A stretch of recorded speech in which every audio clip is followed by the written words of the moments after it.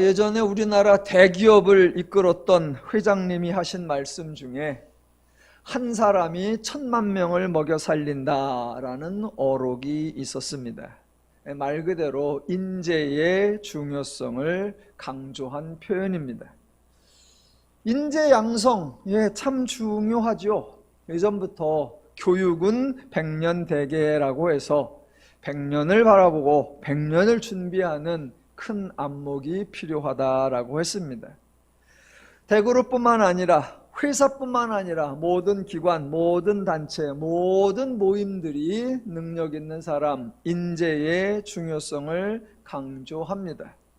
심지어는 기독교에서도 신학교에서도 교회에서도 인재를 강조하고 신학교의 목표가 인재 양성 또는 차세대 지도자를 길러내는 것이라는 표어를 내세우기도 합니다. 한 사람의 영향력, 지도자의 중요성, 리더의 역할, 이런 표현들이 모두 인재를 강조하는 문구들일 것입니다.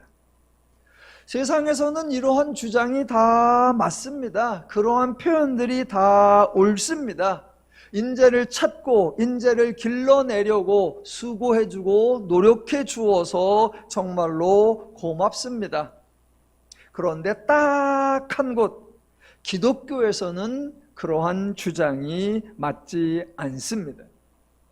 인재를 거부한다는 의미가 아니고요, 인재를 길러내지 말자는 의미도 아닙니다. 대신 기독교는 하나님이 일하시는 종교다라는 것을 아시면 좋겠다는 겁니다. 기독교는 하나님이 일하시는 종교입니다. 그러니까 하나님이 사람들 중에서 쓸만한 사람을 선발하고 그 사람을 집중 교육해서 능력을 최대치로 끌어올린 후에 하나님의 중요한 사업을 그 사람에게 맡겨서 그 사람이 일을 이루어내게 하는 패턴, 그런 패턴이 없습니다. 하나님은 그런 식으로 일하지 않습니다. 하나님은 인간을 하나님의 사역의 수단이나 도구로 사용하지 않으십니다. 하나님의 일을 인간에게 맡기시지도 않습니다. 그러니까 애초에 하나님은 인재를 찾지도 않으며 인재를 길러내지도 않으며 인재를 등용하지도 않습니다. 왜요? 하나님의 일은 하나님이 하시기 때문입니다. 그래서 기독교에서는 준비된 사람이 되자, 이런 표현이 나올 이유가 없습니다. 하나님이 마음 놓고 쓰실 수 있는 사람이 되도록 내가 준비하자, 그런 주장이 나올 이유도 없습니다. 당연히 신학교에서는 차세대 리더를 양성하는 요람이라는 문구가 크게 쓰여질 이유도 없습니다. 이 세대를 이끌어갈 지도자 양성이라는 어이없는 타이틀을 붙일 필요도 없습니다. 물론 당연히 세계의 역사를 바꾼 그리스도인이라고 누구를 특정할 필요도 없고, 우리 학교를 빛낸 인물, 우리 교단을 부흥시킨 사역자라고 어떤 사람을 띄워줄 이유도 없습니다. 모두가 기독교에 대한 오해이고 하나님에 대한 오해이고 하나님의 사역에 대한 엄청난 오해의 모습들입니다. 기독교에서 이런 오해를 받는 사람, 나쁜 쪽으로가 아니라 좋은 쪽으로 오해를 받아서 후한 대접을 받는 사람 중에 한 명이 바로 에스라입니다. 기독교에서 에스라라고 하는 인물은 혁신의 아이콘으로 대접받고 있습니다. 성경에 어느 날 갑자기 등장하지만 소개가 되기를 여호와의 계명의 말씀과 이스라엘에게 주신 율례 학자요 학자 겸 제사장인 에스라, 이 사람이 이스라엘의 새로운 장을 열었다고들 합니다. 그래서 기독교의 교육기관이나 새로운 무브먼트를 일으키려고 하는 기독교 단체들에서 에스라라는 타이틀을 자주 사용합니다. 에스라, 한 사람이 한 나라를 어떻게 변화시키고 한 민족을, 한 사회를 어떻게 새롭게 변화시키는가, 그것을 보여주는 전형적인 인물의 하나로 강조가 됩니다. 과연 그럴까요? 성경에 나오는 하나님의 사역 패턴을 오해하니까 오늘날 기독교의 사역 모습, 교회들의 사역 모습도 오해가 된다는 것입니다. 세상에서는 인재를 길러내는 그런 모습을 종종 볼 수 있습니다. 성경에도 어느 나라가, 어떤 국가가, 또는 즉 인물이, 어떤 사람이 인재를 길러내는 모습, 성경에 2번 나옵니다. 두 인물이 있습니다. 한 사람이 모세이고 다른 한 명이 다니엘입니다. 모세는 애굽이 길러낸 인재이고 다니엘은 바벨론이 길러낸 인재입니다. 큰 나라는 단지 땅이 큰 것이 아니라 힘이 센 정도가 아니라 다양한 분야에서 탁월한 능력과 시스템을 구비하고 운영하고 있는 것 같습니다. 애굽이라는 나라와 바벨론이라는 나라는 시간적 간격으로는 1000년이라고 하는 긴 간격이 있지만 둘 다 제국으로서 인재 양성을 위한 프로그램을 운영하고 있었습니다. 모세가 애굽에서 무엇을 배웠었지요? 사도행전 7장 22절에 이런 구절이 나옵니다. 모세가 애굽 사람의 모든 지혜를 배워 그의 말과 하는 일들이 능하더라 입니다. 저와 여러분이 아시는 대로 모세는 아주 어렸을 적에 애굽의 왕궁으로 들어가게 되었고 애굽의 왕궁에서 왕자 교육을 40년 동안 배운 말 그대로 애굽의 인재였습니다. 우연하게 살인사건에 연루되어서 미디안으로 도망을 갔고 광야에서 40년을 지냈지만 애굽에서 배웠던 모든 교육 내용이 없어지지는 않았을 겁니다. 그런데 모세가 하나님을 부른 이후에 모세의 행적을 살펴보면 아주 재미있습니다. 모세는 출애굽과 관련하여 단 한 번도, 단 한 가지도 지혜나 아이디어를 낸 적이 없습니다. 어떻게 하면 출애굽을 할 수 있을까 전략을 짜지도 않았습니다. 대단한 능력을 발휘하지도 않았습니다. 모세가 한 게 무엇이죠? 제가 보기에는 성경을 아무리 샅샅이 뒤져봐도 모세가 한 일이라고는 딱 2가지밖에 눈에 띄지 않습니다. 그 중에 하나는 그냥 말을 한 것입니다. 그 말도 자기가 생각해내고 자기가 표현도 만들어내어서 상대방을 꼼짝 못하게 하는 협상의 달인처럼 말한 것이 아닙니다. 그냥 하나님이 나타나셔서 말씀을 주심에 그 말씀을 가서 그대로 말한 겁니다. 말을 잘한 것도 아니고 잘 말한 것도 아니고 그냥 전달한 거예요. 말을 잘하기는커녕 도리어 자기 스스로 나는 입이 둔한 자입니다 라고 자처하기도 했습니다. 실제로 모세는 이스라엘 백성을 설득하지도 못했고 바로와 의미 있는 협상을 나눈 적도 없습니다. 그동안 받은 교육이 아무 소용이 없었습니다. 모세가 그나마 소신을 가지고 그나마 담대하게 그나마 말을 멋있게 잘한 거 딱 한 번뿐인 것 같아요. 언제? 하나님께 덤빌 때.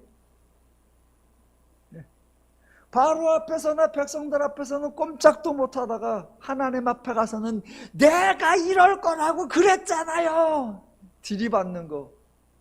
그때만 소신이 있는 것 같아요. 말을 전달하는데 무슨 인재교육, 무슨 영재교육이 필요합니까?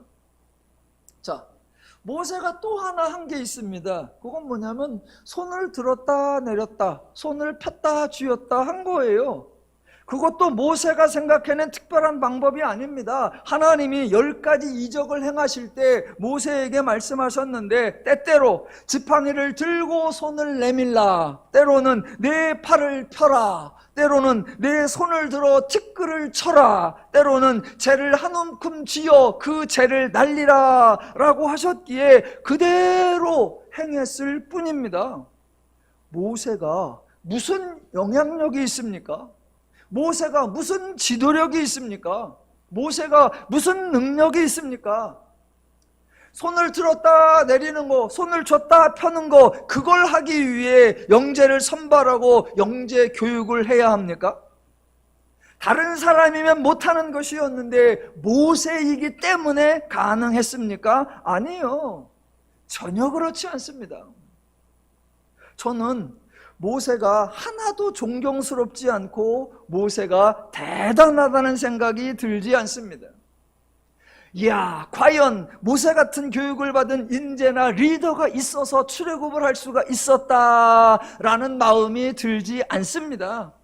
도리어 아이고 그런 식이라면 나도 하겠다 야, 저는 그런 생각이 듭니다. 얼마나 쉬워요. 무슨 말을 할지 알려줄 때 가서 그 말만 하고 어떻게 행동해야 될지 다 알려줄 때 그대로 하기만 하면 돼. 뭐가 어렵습니까? 누구나 다 할 수 있습니다. 여러분, 저도 되게 잘합니다. 제가 집에 있으면요, 이제 저녁 때가 되면 저는 이제 소파에 앉아서 책을 보거나 또는 TV를 보아요. 그럼 저희 한 사람이 주방에서 저녁을 해요. 이렇게 준비하다 보면 갑자기 저희 한 사람이 큰 소리 부릅니다. 봐요! 일로 와봐요! 그러면요, 전 얼른 갑니다. 그러면 저 선반에서 그 후추통 좀 꺼내요. 그럼 꺼내요. 자, 부어봐요. 자, 부어요. 됐으니까 가요. 그럼 얼른 원위치. 오라면 오고, 하라면 하고, 가라면 가고, 저 잘해요. 그리고 조금만 있으면 또 소리를 지르. 그렇게 테레비만 보지 말고 베란다에 가서 빨래 걷어서 수건 좀 개요. 그럼 저는 또 얼른 큰 바구니 들고 가서 수건 갖다 가요. 저 잘 갭니다. 각을 딱 잡아가지고 색깔별로 분류해서 제가 쓰는 거, 아들놈 쓸 거, 아내 거 따로 쫙 해놔요. 아니, 뭘 해야 될지 알려주고 어떻게 하라고 하는지 알려주는데 그거 못합니까? 잘하지요. 제가 애굽의 영재스쿨을 졸업하지 않았는데도 하라는 대로 잘합니다. 자, 출애굽 사건의 핵심 모세 아니고요, 인재 아닙니다. 출애굽 사건의 핵심 하나님이십니다. 하나님이 하시면 모세를 데리고도 하실 수 있고 저를 데리고도 하실 수 있고 여러분을 데리고도 하실 수 있습니다. 성경이 가르치고자 하는 것은 하나님이 하신다라는 사실입니다. 바벨론에서 영재교육을 받은 다니엘의 경우도 마찬가지입니다. 다니엘이 받은 교육, 다니엘서 1장 5절에 이렇게 나옵니다. 그들에게 갈대아 사람의 학문과 언어를 가르치게 하였고입니다. 바벨론 제국이라고 하는데 역시 큰 나라는 다른 것 같아요. 자기 민족, 자기 백성에서 인재만 뽑은 것이 아니라 자기들이 정복한 나라의 백성, 포로로 끌려온 사람들 중에서도 인재를 찾아내어 양성을 했습니다. 그래서 다니엘과 세 친구가 함께 느부갓네살 학습법 영재스쿨을 졸업을 했습니다. 다니엘의 지혜가 뛰어났다고 합니다. 그래서 혹자들은 다니엘이 지혜가 뛰어났기에 2번씩이나 왕의 문제를 해결해 주었다라고 강조하기도 합니다. 하지만 왕이 꾼 그 꿈의 문제를 해결한 것은 다니엘의 지혜가 아니었습니다. 다니엘이 학문에 능하고 모든 서적을 깨닫는 지혜를 가졌고 모든 환상과 꿈을 깨달아 알 수 있는 능력이 있었기에 왕이 난감한 요구를 했을 때 지체 없이 대답을 해준 것이 아니었습니다.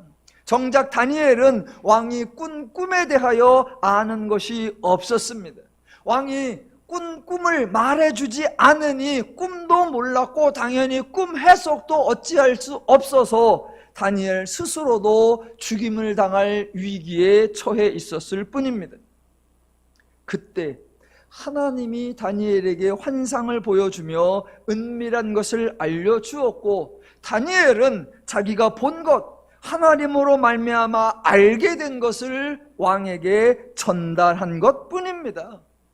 이거 누구나 다 합니다. 비록 갈대아 사람의 학문과 언어를 배우지 않았어도, 모든 서적을 깨달아 알지 못해도 말귀를 알아듣는 사람이라면, 그저 옆 사람에게 말을 전달할 수 있는 사람이라면 누구나 다 하는 겁니다. 요즘에는 뭐 전화도 있고 카톡도 있고 여러 가지 전달 수단이 있습니다만, 저 중학교, 저 초등학교 그때만 해도 그런 게 없으니까, 저희 중학교 때 집에 전화가 처음 들어왔었으니까, 그래서 소식을 전하려면 인편으로 사람이 각밖에 뭐 옆집이든 옆마을이든 갔지요. 제 기억에 어린 시절에 이런 게 있습니다. 이렇게 가다 보면 저쪽에서 꼬마애들 둘이 와요. 그러면 둘이 오면서 계속 뭐라고 하면서 그리고 와요. 그리고 가까이 가서 들어보면 이렇게 얘기합니다. 예를 드는 거예요. 아줌마, 우리 엄마가 내일 아침에 오실 때 호미를 꼭 가져오라고 하세요. 그럼 그 옆에가 다시 이어받아서, 아줌마, 우리 엄마가 내일 아침에 오실 때 호미를 꼭 가져오라고 하세요. 그럼 또 그 옆에가 다시, 아줌마, 우리 엄마가 내일 아침에 오실 때 호미를 꼭 가져오라고 하세요. 왜요? 엄마가 전달하라고 하는 말을 잊어버릴까봐 두 사람이 번갈아 가면서 계속 외우고 있죠. 해보신 경험 있죠?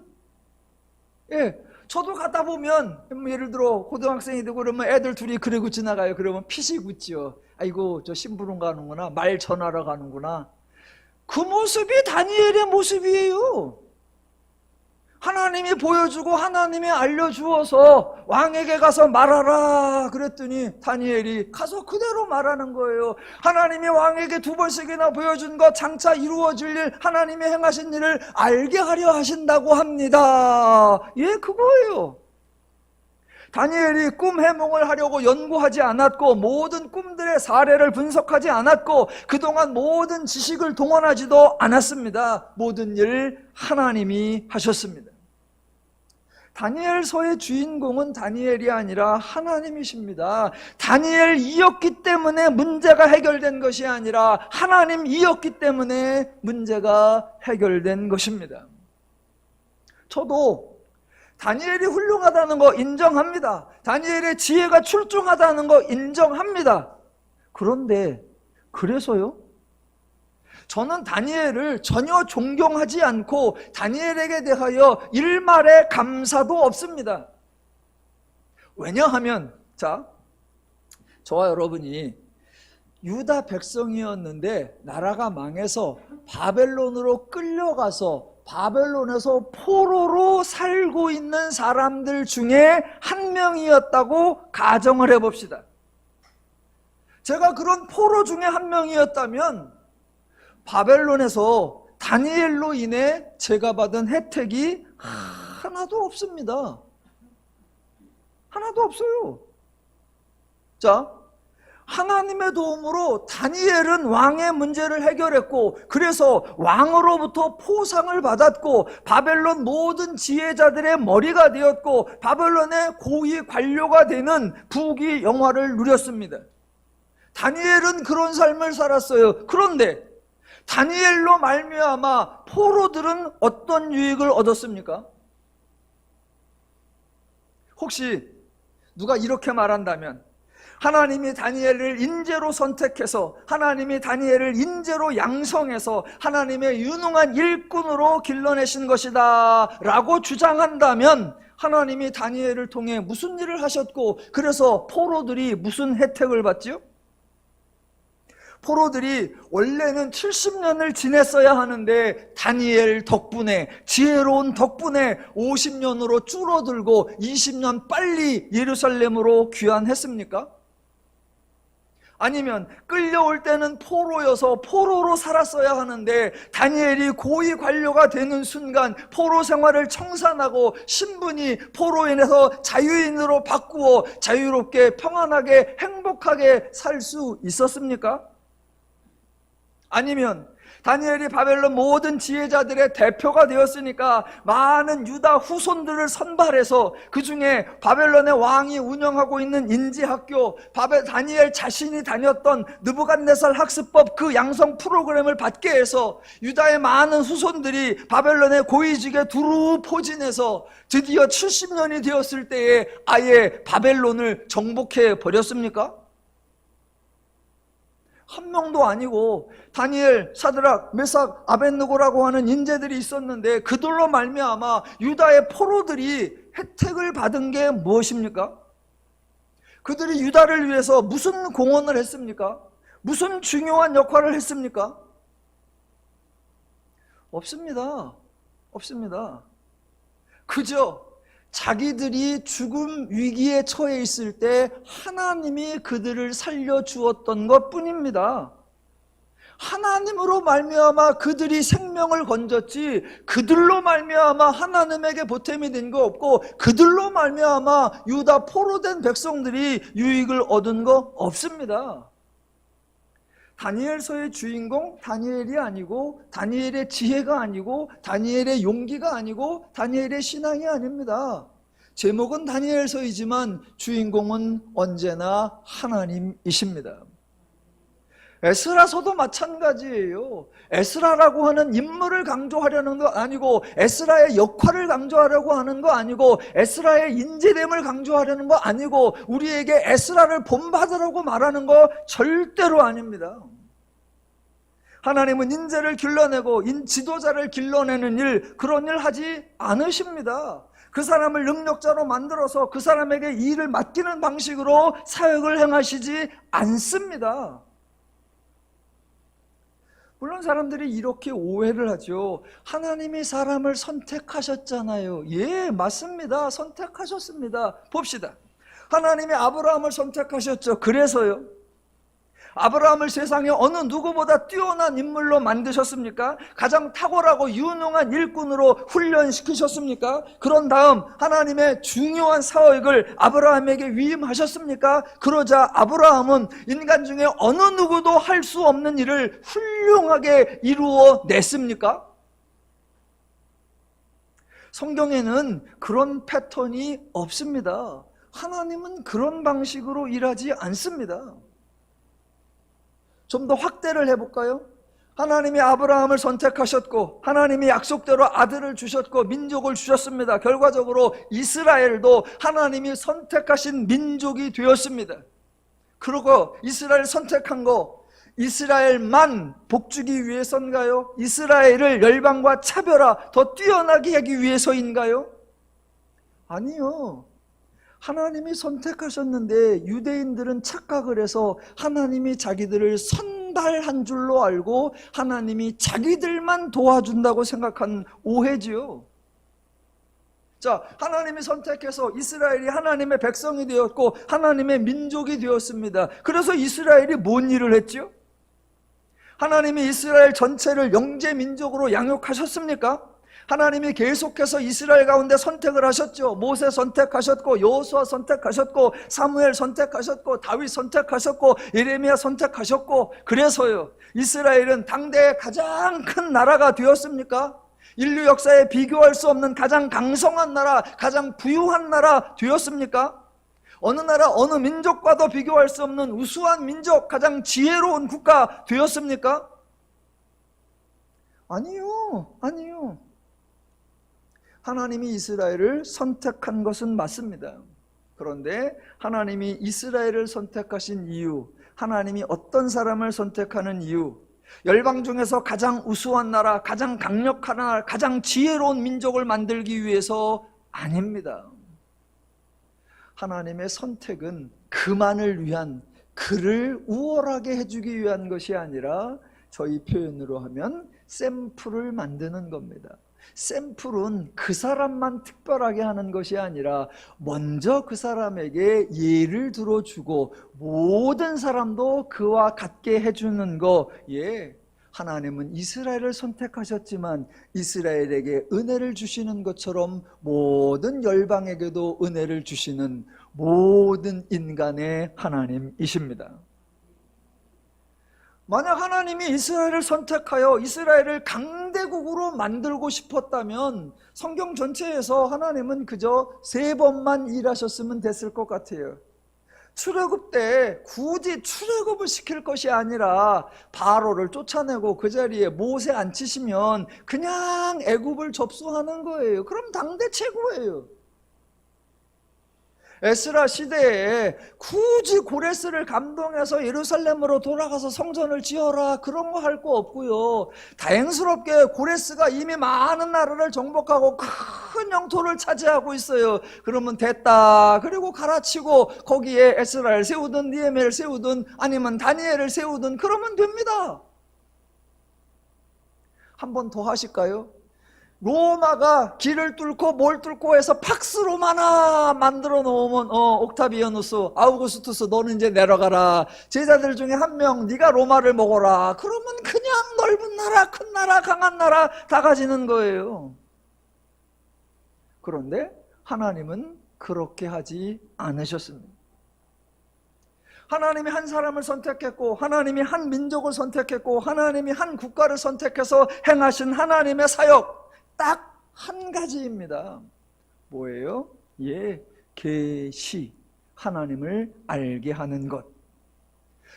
하나님을 알아서 나라를 잘 운영하라는 거 아닙니다. 하나님을 알아서 기업을 강성화시키라는 거 아닙니다. 하나님을 알고 하나님을 배워서 배운 대로 행했을 때 얻어지는 열매, 결과, 부귀영화 아니고요. 입신양명 아닙니다. 하나님이 계시를 하시는 이유, 하나님을 알려주시는 이유, 하나님이 모든 사역을 행하시는 이유 딱 한 가지, 죄를 이기라라는 겁니다. 죄를 이겨서 인간이 행복하게 살라. 그거 한 가지입니다. 그거 한 가지. 기독교의 상대는 오직 하나, 죄뿐입니다. 이걸 에베소서에서는 이렇게 멋있게 표현했죠. 우리 싸움은 혈과 육을 상대하는 것이 아니요 오직 통치자들과 권세자들과 이 어둠의 세상 주관자들과 하늘에 있는 악의 영들을 상대함이라. 기독교의 적, 기독교의 상대는 오직 하나, 죄예요. 질문해 보겠습니다. 여러분, 죄를 숫자로 이길 수 있습니까? 죄를 크기로 이길 수 있습니까? 죄를 힘으로 이길 수 있습니까? 죄를 권세로 이길 수 있습니까? 어림도 없습니다. 죄를 이길 수 있는 것 딱 한 가지, 하나님을 아는 것, 그것뿐입니다.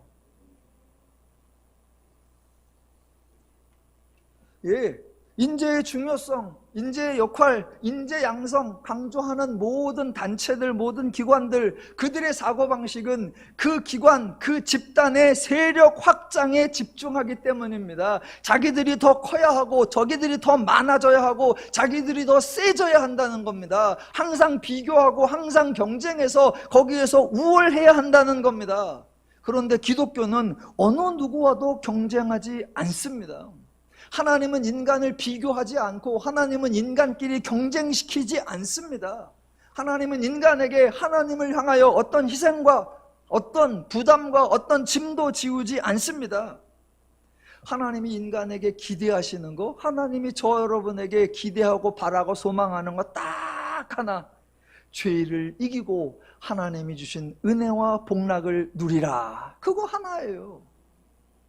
이 기독교에 대한 바른 이해가 있어야 오늘 신앙생활이 즐겁게 되고, 이 기독교에 대한 하나님의 사역에 대한 바른 이해가 있어야 오늘 우리들의 신앙생활이 바르게 될 수 있습니다.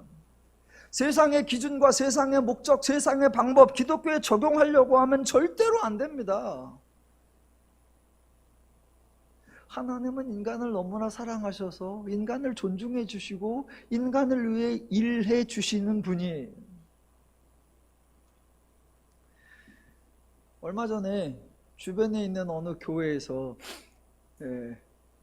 이제 전도 프로그램을 하나 봐요. 근데 요새 또 유명한 게 붕어빵 전도라는 걸 한대요. 그래가지고 강사님을 모셔다가 성도님들 출석시켜서 붕어빵 전도 세미나를 했어요. 그리고 나서는 교회에서 붕어빵 기계를 샀어요. 붕어빵 기계 전기로 하는 거래요. 되게 좋대. 정규 코드 꽂아놓고 반죽도 팔아요. 그럼 그대로 갖다가 반죽 쭉 집어넣고 코드만 넣으면은 지가 시간 되면 열판에 아래 위에 한꺼번에 쫙 온열이 돼가지고 또 타이머가 있어서 맞춰놓으면 지가 알아서 시간 되면 삐익거려서 꺼내보면 아래위가 싹 익었어요. 뭐 가스 해가지고 불 조절을 해야 하고 뭐 매번마다 뒤집어서 태웠네 들리겠네 그런 게 없어요. 아주 편하대요. 그 기계를 샀대요. 그래가지고 목사님을 만나서 기계 샀다며요. 해봤어요. 그랬더니 해봤지. 그래요. 그래서 그럼 좀 갖고 와봐요. 맛있나 맛없나 먹어보게. 그랬더니 그거 해서 그 자리에서 먹어야지 갖고 오면 맛없어. 그거 지난번 주일날 했어. 그래서 하셨어요. 그랬더니 그래가지고 성도들에게 팔았어. 그러더니 저는 그런 게 이해가 안 가는 거예요. 저는 그런 게 이해가 안 가. 그 붕어빵 기계 70만 원 주고 샀대요. 중고로. 그거 사가지고 첫 번째 주일날 그 붕어빵을 만들어서 성도들에게 그 붕어빵을 팔았대. 그래서 그날 수입이 60만 원이래. 아니 성도들 헌금으로 붕어빵 기계 사서 성도들 헌금으로 붕어빵 방죽해요. 그걸로 팔아서 성도들을 또 팔어. 이런 게 어딨냐고요. 저는 그게 납득이 안 가요. 제가 직장 다녀서 월급을 받아다 주니까 아내가 그 월급으로 아침을 차리더니 백반이라고 나에게 10,000원에 팔어. 말이 되냐고요. 말이 되냐고. 그래놓고 또 설교는 늘 우리는 한 가족입니다. 우리는 서로 하나입니다. 저는 그런 게 이해가 잘 안 돼요. 그게 이해가 안 돼. 그러니까 저는 저희 교인들을 대상으로 교회가 자기 교인들을 대상으로 뭘 팔고 뭐하고 그러는 게 물론 저희는 뭐 작으니까 팔아도 얼마 안 되지만 좀 큰 데는 팔면 돈이 되나 봐요. 전 그게 납득이 잘 안 가. 뭐 예전에도 한 얘기 또 합니다만 예전에 저 커피 머신을 처음 들여놓을 때 막 한참 전이죠. 처음 들여놓을 때 이제 성도님들이 우리도 커피 머신을 하나 들여놓자. 그래서 교회가 커피 머신을 하나 딱 샀어요. 그랬더니 또 성도님들끼리 200원을 내라고 할까 100원을 내라고 할까 막 그래요. 그러더니 너무 강팍하면 안 된대. 100원씩만 내라고 하자. 그래서 그거 모아가지고 가을에 선교 헌금으로 쓰자. 그걸 회의 결론이라고 냈어. 그래서 전 반대했어요. 아니 교회에서 성도들을 대상으로 뭔 돈을 뜯어내냐. 그냥 마음 놓고 먹어라. 마음 놓고 먹어라. 마음 놓고. 그래도 민망하잖아요. 공짜로 먹기 부담되네. 그럼 마음 놓고 그냥 연말에 성경금 10,000원 내라. 그러면 되잖아요. 그러니까 우리 하나님의 원리가 얼마나 인간을 존중하는가, 그 하나님의 마음이 얼마나 인간에게 유익하게 하려고 하는가, 하나님이 일하셔서 인간을 편안하게 하려고 하는 그거 놓치면 안 됩니다. 제 개인적인 여담 하나 해볼까요? 신학교가 옆에 있는데 제가 한때는 거기서 강의도 했었고 한때는 거기에 뭐 학생으로도 다니고 그랬었죠. 강의를 할 때도 뭐 양복 입고 이렇게 다니고 요즘도 이제 뭐 일 때문에 방문을 하게 되면 그래도 정장을 차려입고 학교를 가잖아요. 그러면 저는 학교를 가면 늘 큰 길로 안 다녀요. 앞길로 안 다녀요. 저는 늘 뒷길로 다녀요. 왜 그러느냐? 여러분, 대학교의 중심 인물들은 학생이잖아요. 학생들이, 남녀 학생들이 푸릇푸릇하니 막 신나고 뛰어놀고 얼마나 막 생기발랄하게 돌아다녀요. 그런데 거기에 양복 입은 아저씨들이, 흰머리 있는 아저씨들이 막 이렇게 주름 잡고 다녀봐. 애들이 얼마나 그게 불편해요. 일반 대학교들은 학생이 수천 명이고 양복 입은 아저씨들이 서너시예요. 근데 신학교는 조금 달라요. 학생들도 있지만 월요일 같은 경우에는 목회대학원에 양복 입은 아저씨들이 막 할아버지들이 수십 명씩 떼져다녀. 그러면 할아버지들은 이래고 뒷짐지고 막 본관으로 도서관으로 식당으로 막 이래고 다니면 애들이 다 뒤로 피해 다녀. 왜? 목사님들이 내가 이 학교 동문이야, 내 학교 이 학교에 기부했어, 내가 이 학교에 장학금 냈어, 그러면서 애들 보면 야 너 인사 안 하냐 막 그러고. 저는 그게 학생들한테 미안해요. 쟤들이 신나야 되는데, 쟤들이 즐거워야 되는데 그 흔한 말로 물 베리는 거잖아요. 수질 관리가 안 되는 거잖아. 저는 그걸 뒤로더니 애들한테 전혀 걸리적거리지 않게, 애들이 나를 신경 쓰지 않게. 어떤 사람이 저보러 에휴 쪼잔하게. 쪼잔한 게 아니라 아이들을 사랑하는 거예요. 예, 성경에서 하나님이 힘을 자랑하는 거 아니고요, 하나님이 인재를 사랑하는 거 아니고요, 하나님이 우리를 크게 하려고 하는 게 아닙니다. 기독교에서는 하나님이 일하셔서 우리에게 하나님을 알리셔서 죄를 이기고 우리가 행복하기를 바라시는 거고, 서로가 서로를 존귀 여겨서 우리가 화목하기를 바라시는 거, 그게 하나님의 뜻입니다. 예, 하나님에게 선발되었으면 좋겠다, 하나님에게 쓰임받았으면 좋겠다, 그런 생각 내려놓으시고 여러분의 일상에서 죄의 기준과 원리와 가치와 방법이 여러분을 미혹할 때 과감하게 물리치고 하나님의 마음과 기준과 원리와 능력으로 행하셔서 하나님의 은혜와 하나님의 복락을 풍성히 누리며 사시기를 주님의 이름으로 축원합니다. 자, 그런 관점에서 오늘 에스라 1장 한번 정리하고 넘어가겠습니다. 에스라 1장을 읽을 때에 하나님이 하신 일과 고레스가 한 일 잘 분별해야 합니다.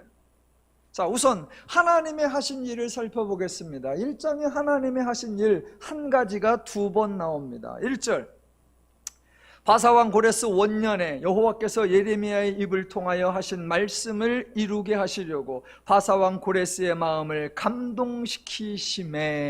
예, 하나님이 하신 일은 예레미야를 통하여 하신 말씀을 기억하셨고 그 말씀을 이루게 하시려고 고레스의 마음을 감동시킨 것입니다.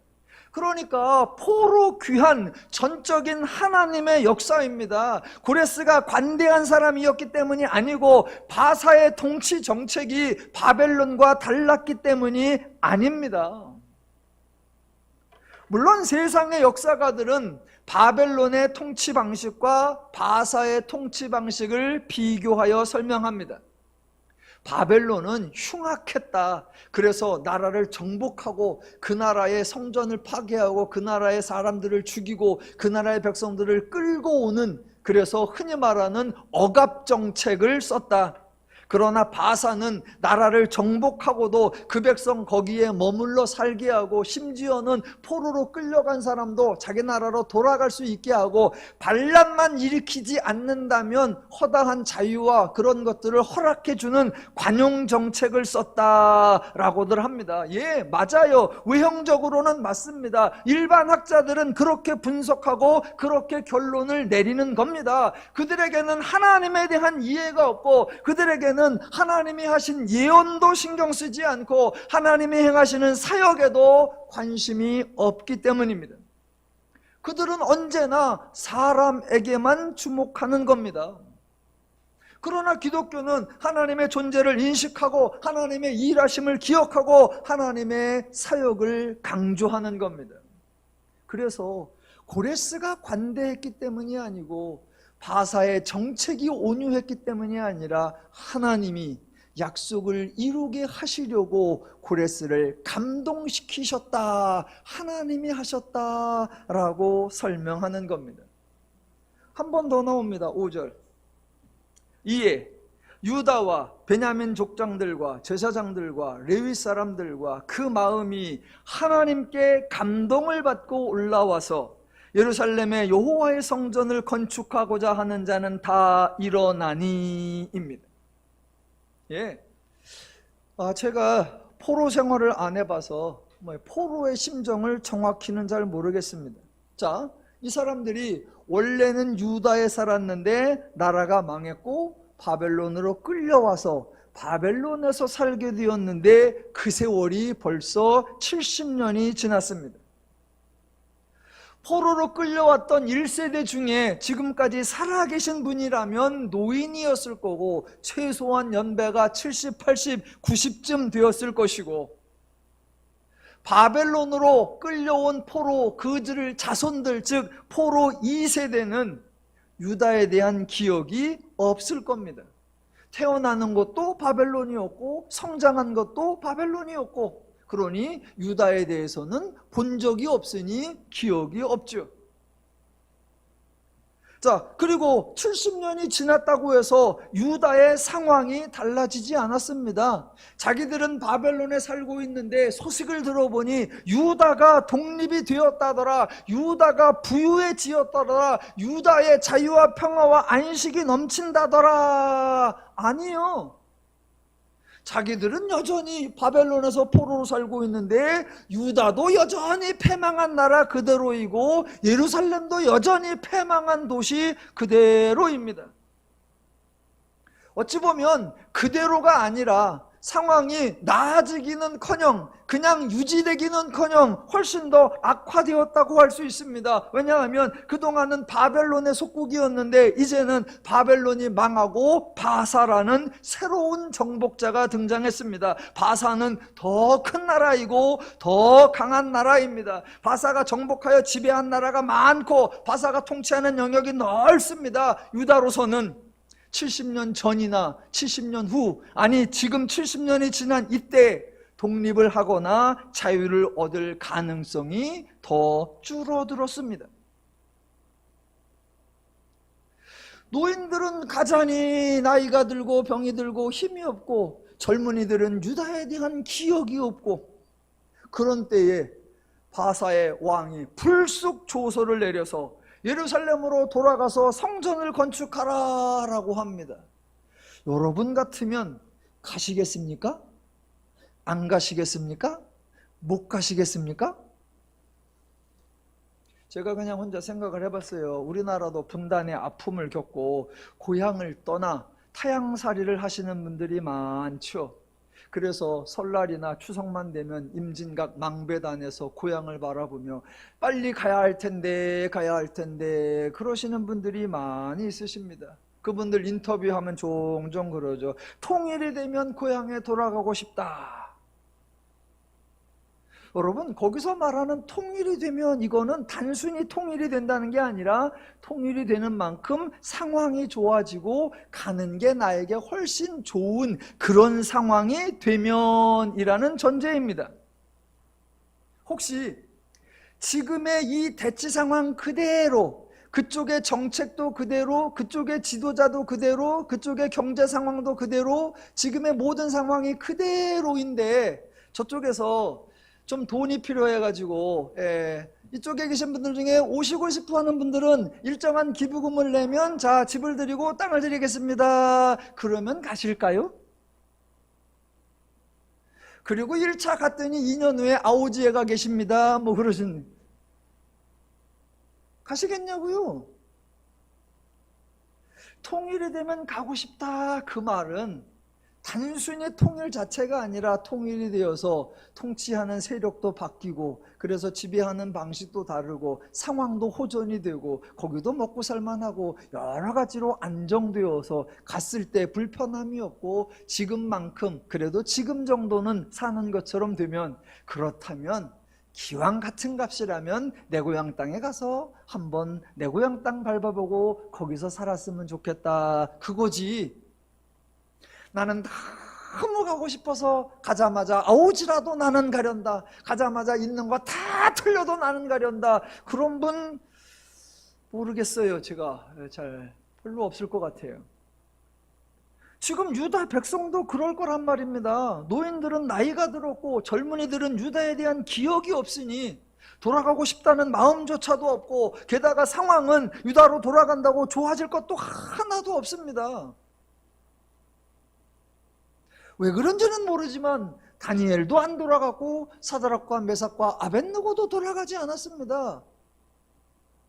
바사왕 고레스가 자, 예루살렘으로 돌아가 여호와의 성전을 건축하라 라고 했더니 와, 막 갔을까? 아니었을 것 같아요. 그래서 오늘 본문에 뭐라고요? 하나님이 그들의 마음을 감동시키셨다라고 하는 거예요. 고레스가 관대한 사람이었냐, 그게 중요한 게 아니고 백성들이 돌아가고 싶은 간절한 마음이 있었느냐, 그게 아니란 말입니다. 포로 귀환 자체도 하나님이 역사를 이루어낸 거고, 귀환하는 사람들의 마음도 하나님이 감동시켜 주셨다, 그겁니다. 그래서 감동시켜 주셔서 와봤더니 예루살렘에서 피골이 상접하여 먹고 살기 너무 힘들었더라. 그러면 하나님을 원망할 거 아니에요. 그러니까 하나님께서 고레스의 마음도 감동시키고, 돌아가고자 하는 사람들의 마음도 감동시키시고, 그들이 돌아가서 고생하지 않도록 고레스를 통하여 성전을 지을 재료도 다 제공하게 하시고, 음도 주게 하시고, 금도 주게 하시고, 동물도 주게 하시고, 여러 것들을 제공하게 해주시고, 그들이 예루살렘에 도착했을 때 정착할 수 있도록 하나님이 도와주시고, 하나님이 역사하시고 하나님이 일하시는 것입니다. 그래서 포로들 귀환 사건 국제정세 아니고요, 고레스 덕분 아니고요, 바사의 통치정책 덕분 아니고, 오직 하나, 하나님이 이루어내신 하나님의 역사입니다. 고레스가 한 일, 오늘 본문에 나옵니다. 한 일, 조서를 내린 거죠. 그 조서 내용 중에 이런 말이 있죠. 2절로부터 4절에 고레스의 사고방식이 그대로 담겨 있습니다. 지난주 강조했던 거. 고레스가 뭐라고 합니까? 여호와의 예루살렘에 올라가서 성전을 지어라. 왜? 그분은, 너희 하나님은 어디에 계신 분? 예루살렘에 계신 분이다 라는 거예요. 그러니 자신은 안 올라가고 그의 백성들이 바벨론이 아니고 바사 아니고 예루살렘에 가서 거기서 여호와의 성전을 지으라 라는 겁니다. 왜? 하나님은 예루살렘에 계신 그분이니까. 그게 고레스의 사고방식이었어요. 어떤 종교에서는 특정한 장소를 신령한 곳으로 지정하고, 그래서 신앙생활하면서 평생에 한 번 그곳을 반드시 순례해야 한다라고 법으로 정하기도 합니다. 그래서요, 다녀오면 뭐가 달라집니까? 자, 예루살렘, 하나님이 지금 고레스를 감동시켜서 예루살렘의 성전을 지으라라고 말씀하셨죠. 예루살렘 어떤 곳입니까? 그곳이 거룩한 곳입니까? 그곳이 신령한 곳입니까? 그것이 영험한 곳입니까? 아니요. 저 예루살렘 갔다 왔거든요. 갔다 왔더니 제가 뭐가 달라졌죠? 얼굴이 까매졌어요?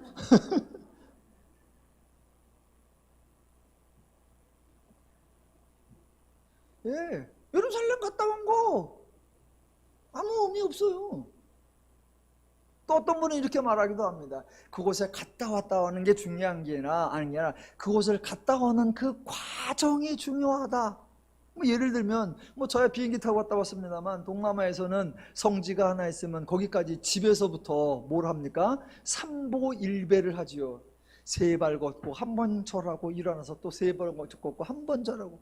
그래서 리어카 하나에다가 취사 도구를 챙겨서 어느 한 사람이 보조로 따라오고, 거기에 손바닥에 낄 가죽 장갑이니 옷에 입는 가죽 겉대기 그런 걸 하고, 그래서 이제 삼보일배로 집에서부터 거기까지 막 수십 킬로, 수백 킬로를 그렇게 가지요. 그렇게 가는 게 그게 수행이다라고 합니다. 기독교에는 그런 수행의 개념이 없습니다. 하나님이 인간을 연단시키지 않고요, 하나님이 인간을 시험하지 않고요, 하나님이 인간을 시련과 역경으로 끌고 가지도 않습니다. 하나님, 예루살렘을 중요하게 여기시는 분이 아니십니다. 하나님은 예루살렘에만 계시는 분이 아닙니다. 만약 고레스의 말처럼 하나님 그분은 예루살렘에 계신 하나님이시라면, 그동안 하나님 어디 계셨대요? 70년 동안 하나님은 노숙하셨습니까? 아니면 하나님도 바벨론으로 포로로 끌려오셨습니까? 그래서 하나님도 바벨론 신들의 신전에 감금당해서 거기서 하나님 아무 일도 할 수 없으십니까? 아니요, 전혀 그렇지 않습니다. 고레스의 생각과는 다르게 하나님은 세상 모든 곳에 계십니다. 그래서 하나님 유다에서도 역사하셨고, 그래서 하나님 바벨론에서도 역사하셨고, 그래서 하나님 지금 바사에서도 역사하시고 계십니다. 자, 고레스가 한 일 또 하나 7절에 나오죠. 고레스 왕이 또 여호와의 성전 그릇을 꺼내니 옛적에 느부갓네살이 예루살렘에서 옮겨다가 자기 신들의 신당에 두었던 것이라. 바사왕 고레스가 창고지기 미드르닷에게 명령하여 그 그릇들을 꺼내어 세워서 유다 총독 세스바살에게 넘겨주니입니다. 예, 성전 기물. 종교를 갖지 않은 사람들도 종교적 물건은 좀 신비하게 대합니다. 저게 좀 뭔가 특별할 거다. 또 종교를 가진 사람들, 당사자들도 당연히 자기 종교 기물들을 신비감을 넘어 신령하게 여기죠. 그래서 종교 기물들이 아주 중요하게 여겨지죠. 그래서 어떤 종교 시설을 건축하면 그 건축물의 가치를 높이기 위해서 종교 기물들을 보유해야 한다라고 하죠. 그래서 유럽으로 가면 많은 성당들, 동양으로 오면 많은 사찰들 강조하는 게 뭐예요? 이 성당에는, 이 사찰에는 유물이 있다. 예, 기독교 역사에서도 초기 교회, 사도행전 시대를 넘어가면서 이제부터 카톨릭 시대가 되면서 일어난 아주 이상한 현상이 유적들, 유물들을 모아서 보관하는 거였어요. 그래서 기록에 의하면 어느 성당에는 나무떼기 하나를, 부시래기 하나를 갖다 놨대요. 그래놓고 이게 뭐냐? 예수님이 골고다로 지고 가던 나무 십자가 끄트머리. 또 어디서는 또 쇳덩이 하나를 딱 갖다 놔. 이게 뭐냐? 예수님 손과 발에 박았던 못 떨어진 거. 그거 있느냐 없느냐, 그래서 그거 보려고 많은 사람들이 왔고, 그러니까 또 그걸 맨날 안 보여줘. 1년에 한 번 보여줘. 참 죄인들은 괘씸해. 소중함만 늘어놓고 맨날 보게 해야지. 그걸 한번 보려고 줄을 서고, 또 그러다가 평생에 그거 한번 만지기만 해도 뭔가 신비한 것이 있는 것처럼. 네, 기독교하고는 아무 상관이 없습니다. 아무 상관이 없어요. 물론 하나님이 70년 전에 예언하셨죠. 유다가 패망할 것이다. 또 유다가 성전이 파멸할 것이다. 그리고 70년이 지나면 예루살렘에 성전이 세워질 것이고 빼앗겼던 기물들도 가져올 것이다 라고 하나님이 말씀하셨었어요. 그러면 하나님은 왜 그렇게 하시죠? 하나님은 예루살렘만 좋아하십니까? 하나님도 성전 기물을 아끼십니까? 아니요.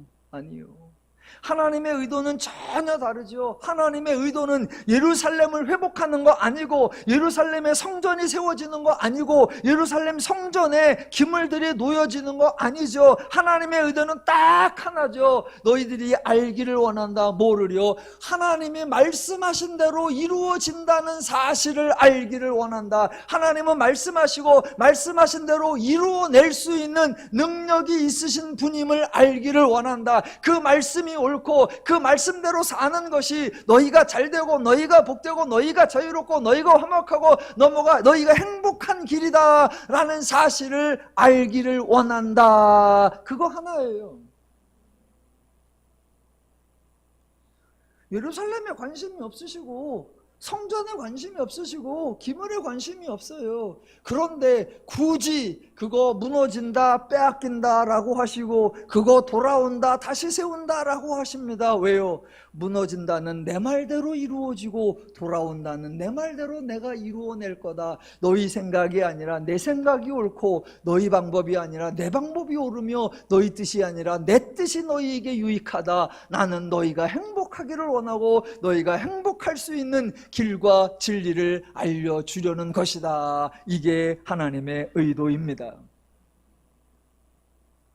에스라서를 통해서 에스라라고 하는 한 인재의 역할과 능력을 보려는 것이 아니라 하나님의 일하심을 볼 것이고, 성전이 세워져서 성전이 얼마나 중요하냐 그것이 아니라 하나님의 말씀이 옳다는 것을 알게 하는 것. 일상에서 여러분이 모든 사고방식과 행동하는 것들 속에 죄의 기준, 가치, 원리, 방법들이 여러분을 미혹할지라도 하나님을 아셔서 하나님의 마음과 기준과 원리와 방법과 능력으로 행하셔서 하나님의 은혜와 하나님의 복락을 항상 범사에 풍성히 누리시기를 주님의 이름으로 축원합니다. 기도하겠습니다.